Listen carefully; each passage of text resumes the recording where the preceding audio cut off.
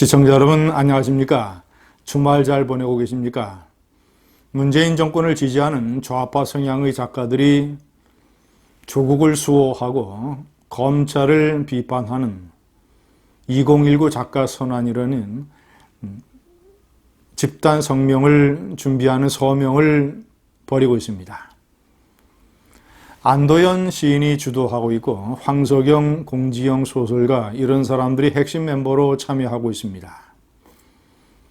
저는 2019 작가 선언이라고 해서 그래도 대표적인 지식인 집단인 작가들의 작품이기 때문에 나름대로 그래도 논리적으로 한번 지적 대결을 벌여볼 수 있겠구나라는 기대감을 가졌습니다. 어느 정도 수준이 되겠지라고 생각을 했습니다. 그런데 제가 자세하게 들여다보니까 너무나도 수준 이하입니다.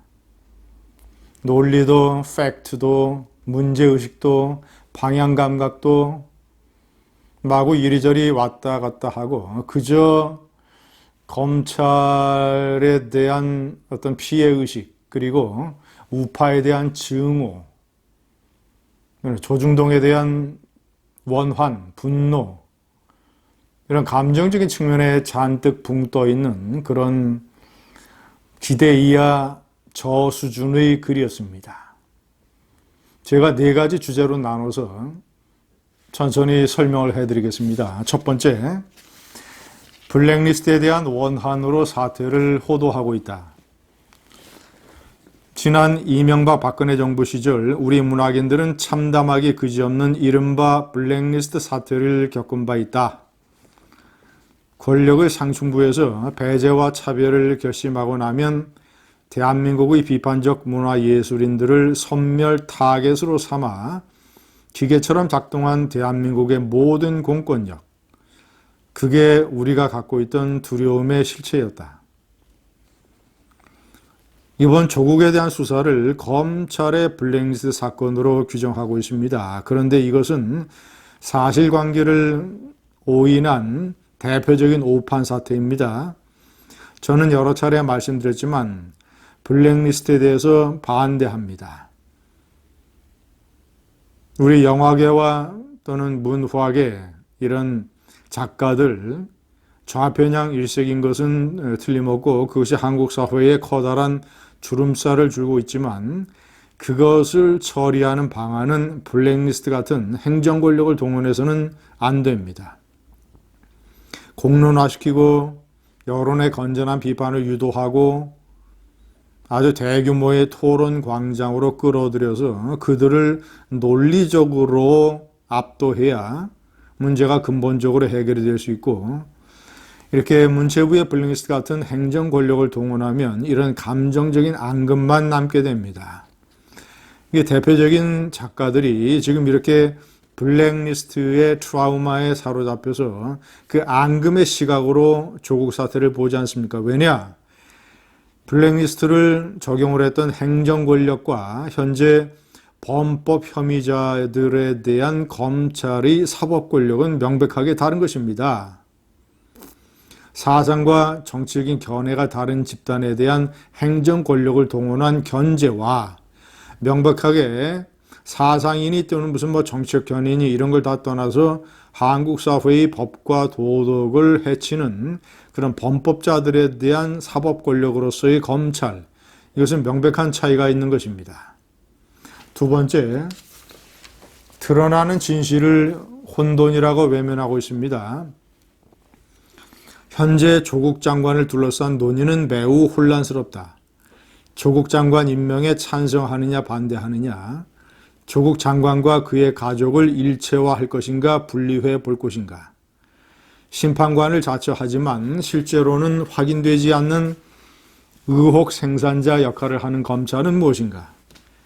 여론 몰입꾼으로 전락한 언론들은 매일같이 아니면 말고식으로 부풀린 뉴스들을 쏟아냄으로써 혼란스러운 상황을 가중시키고 있다. 모든 게 다 보이는 듯하지만 사실은 보이는 게 하나도 없다. 시청자 여러분, 저것은 눈앞에 명백하게 드러난 진실마저도 애써 외면하려고 하는 전혀 지식인답지 못한 행동입니다. 우선 첫째는 검찰은 의혹 생산자가 아닙니다. 검찰이 지금까지 생산해낸 가짜 의혹이 뭐가 있습니까? 다 언론에 보도되고 또는 제보나 또는 많은 사람들의 문제 제기로 인해서 드러난 의혹을 순서에 따라 차근차근 수사하고 있는 것 아니겠습니까? 그리고 언론도 마찬가지입니다. 저는 언론을 100% 옹호할 생각은 없습니다. 이런 커다란 사건에서 많은 기사가 쏟아질 때는 적지 않은 기사가 오보인 것이 현실입니다. 그러나 제가 판단할 때는 줄기와 가지를 구별해야 됩니다. 제가 생각할 때 많은 오보는 가지에 해당되는 것들입니다. 이 사태의 본질 문제에 관해서는 오보가 별로 없습니다. 조국 펀드, 논문 사건, 장학금, 가짜 인턴, 운동학원, 그런 커다란 이런 줄기와 몸통에 해당되는 부분에 관해서는 오보가 별로 없다라는 것. 그리고 언론도 사람이 하는 것이기 때문에 오보가 있을 수 있고, 다만 다행스러운 것은 그런 것이 전부 다 가지에 해당되는 거라는 것.